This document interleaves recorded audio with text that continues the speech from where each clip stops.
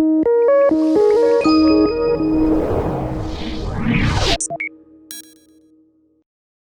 everyone, my name is Ritu Parekh. I'm doing my PhD at DLR Institute of Planetary Science, Berlin. I'm also associated with the Early Career Committee at Europlanet. As a part of committee agenda, we try to address the issues which are faced by the early career students and researchers. So we thought to design a series of interviews from the senior scientists and try to listen to their struggle so that we can also relate our struggle with them and try to motivate ourselves at the end of the day. So today we have Dr. Teresa Encrenas with us. Yes. She's an astrophysicist. She was also the director of CNRS and also the vice president of the Paris Observatory. Her majority of the work was based on the planetary atmosphere using various tools and techniques, and she has received numerous awards, as well as there was the asteroid which was also named after her. And throughout her career, she was involving in various planetary missions, including asteroids and comets like Rosetta mission and Mars Express mission, Galileo mission for Jupiter. So let's hear about her view regarding these issues via this interview. Welcome to this interview. Thank you. I'm really glad you could make time from a hectic schedule and sit with us, ready to sit with us and discuss these things. So first and foremost, my first question would be, you studied astrophysics, right? And when you started studying this subject, it used to be like majority of the male dominant field, let's keep it in that way. So then how did you first of all decided to be in this field, and how did you come across to the various experiences being in this field? Yes, okay, well, I loved mathematics when I was a child. So I knew very early that I wanted to have a job connected with science. I had no more idea. I didn't knew about any astronomer, so I knew very little about the profession. So I entered one of these schools they have in France, which are called Grande École, and you get a broad education. And at the age of 21, I chose astrophysics as an option, and I loved it. Yeah. So this is how I became an astronomer. Now you say it's a community which is male-dominated. That's true, but not that much. Oh, okay. Because in France, at the end of the 60s, there were a good proportion of women. Oh, wow. It was an exception, I must say, because I have another story, which is I attended a conference in '72 in the US. 300 people, 3 women. Wow. And among the 3 women, 2 French women. I was one of the 2. That's really shocking statistics. It's incredible. But I'm so happy to see now the situation. It has been an extreme change, and it's for the best. Yeah. This is really, I was so surprised to see that there has been change since so much early ages. So you have been also associated with numerous missions throughout your career.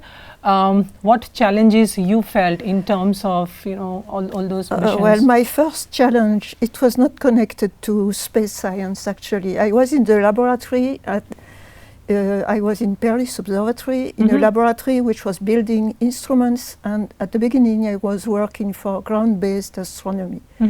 And I got involved in developing a spectrometer, infrared spectrometer. And this is the most difficult part of my experience.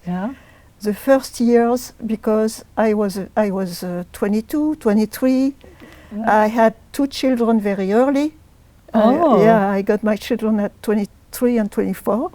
And it was extremely difficult to get to be recognized as a full-time scientist, because my colleagues all expected either that I would become pregnant again, or I would have to stay home to take care of my children. So I remember I was thinking, but I need to work twice more than all my colleagues. And so I had several years, I would say, which were really difficult. Yeah.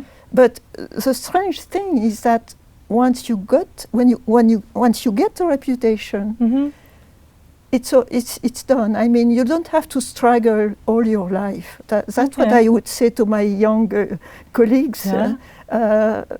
My experience, at least, is that the beginning is very difficult, but after that, once people know you, it will make no difference whether you are a man or a woman, I would say. This is really wonderful story. So you said you had a kid at the age of 23 or like 24, and obviously you were involved in so many missions. They were not taking you seriously. You had to work like twice hours, let's put it in that way.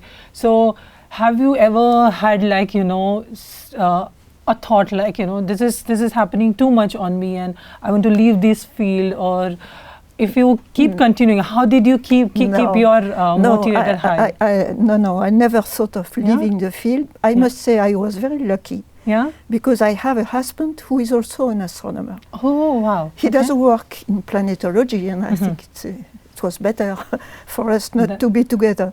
He was a radio astronomer, but he understood that I had to leave. Yeah. So he was taking care of the children when I was away and vice versa. Yeah. And it helped me a lot. So the thing I remember is that I felt awfully guilty with respect to my children. That was this is a bad remembering I have. Yeah, okay. But I never thought of stopping. Yeah, this is really something that had keep your motivation high and like energy high. So you have like really long journey which you choose from like working in this field. What was the most like, you know, significant I would say discovery or science part which even still motivates you to be in this field? I remember 3 excellent experiences. Yeah. The first one was in March '86. It was a flyby of Comet Halley, and I went to Moscow because it was a Soviet probe. It was Vega 1 and 2, and our lab was involved in it. And I spent a week there, and it was fantastic. Yeah. We had lots of trouble, but finally we got results. So this is one of very strong things I remember. The second one was the collision of comet Shoemaker-Levy 9 with Jupiter. This was July '94, and I was in Chile. So it's ground-based astronomy. I spent 3 weeks in Chile for this event, and we were lucky. We didn't know at all what we would see, and finally we saw there were many changes in the atmosphere of Jupiter at that time, and I could witness that, and it was great. It's incredible. And the third one, last one, it was in March '89. Okay. It was in Moscow again. We had an instrument on the Phobos probe observing Mars. And we managed to get a plot of the altitude of a volcano using a spectroscopic method, using the strength of a band.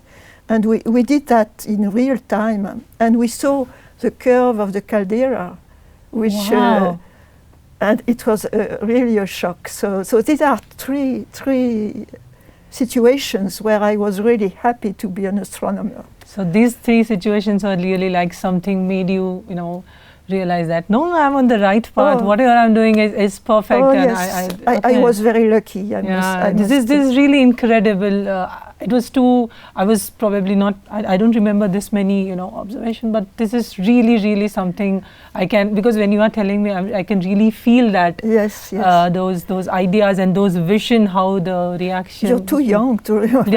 I completely agree that. This is some really. This is wonderful. So. Working on a science, so when you were working and doing all this wonderful science, have you ever missed anything, or you feel like, I couldn't be part of this thing due to my this job or something like that?